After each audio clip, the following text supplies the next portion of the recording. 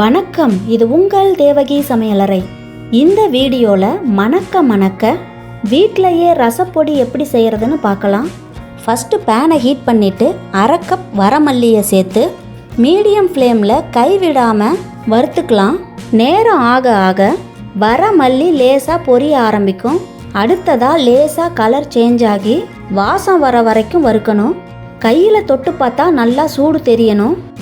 இப்போ நல்லா சூடு ஏறிடுச்சு. இதை எடுத்து ஒரு பிளேட்டில் கொட்டி ஆற வச்சிடலாம். அடுத்ததாக அதே பேனில் 1/4 கப் துவரம்பருப்பு எடுத்திருக்கேன். இதையும் கருக விடாமல் அதே சமயத்தில் நல்லா கலர் சேஞ்ச் ஆகி வாசம் வர வரைக்கும் வறுத்து எடுத்துக்கலாம். நான் ரசப்பொடியில் கடலைப்பருப்பு சேர்க்க மாட்டேன், துவரம்பருப்பு மட்டும்தான் சேர்ப்பேன். ஏன்னா அதோட ஃப்ளேவர் ரொம்ப நல்லாயிருக்கும். ரசப்பொடியை கடையில் வாங்கிறத விட வீட்டில் செய்யும்போது உங்களுக்கு பணமும் மிச்சமாகும். எந்த ப்ரிசர்வேட்டிவ்ஸும் இல்லாமல் ரொம்ப டேஸ்ட்டாகவும் செய்ய முடியும். நேரம் கிடைக்கும்போது ஒரு தடவை செஞ்சு வச்சுக்கிட்டிங்கன்னா மாதக்கணக்கில் யூஸ் பண்ணிக்கலாம். துவரம்பருப்பு நல்லா வறுபட்டுருச்சு. இதையும் எடுத்து ஆற வச்சிடலாம். அடுத்ததாக 1/4 கப் சீரகம், சின்ன எலும்பிச்சை அளவுக்கு புளி எடுத்திங்கன்னா அதுக்கு 2 டீஸ்பூன் ரசப்பொடி தேவைப்படும்.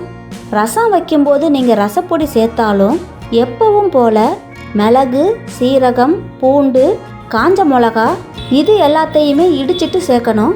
அப்போ தான் ரசம் ரொம்ப நல்லாயிருக்கும். வெறும் ரசப்பொடி மட்டும் பத்தாது. இந்த ரசப்பொடி எக்ஸ்ட்ரா டேஸ்ட் கொடுக்கறதுக்காக ஆட் பண்ணுறோம்.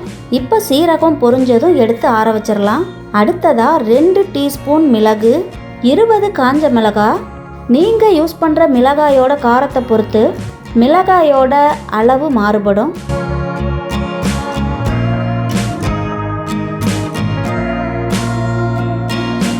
அடுத்ததாக 1/4 கப் கருவேப்பிலை எடுத்திருக்கேன்.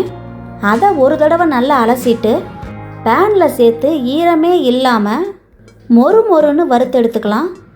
இப்போ இந்த அளவுக்கு வறுபட்டதுக்கப்புறம் எடுத்து ஆற வச்சிடலாம். இப்போ வறுத்த எல்லா பொருளையுமே ஆற வச்சு மிக்ஸி ஜாரில் சேர்த்துக்கலாம். கூடவே 1 டீஸ்பூன் பெருங்காயத்தூள், அடுத்ததாக 1 டீஸ்பூன் மஞ்சள் தூள் எல்லாத்தையும் சேர்த்து நல்லா நைஸ் பவுடராக அரைச்சி எடுத்துக்கங்க. இப்போ மணக்க சூப்பரான ரசப்பொடி சுலபமாக ரெடி ஆயிடுச்சு. தேங்க்யூ.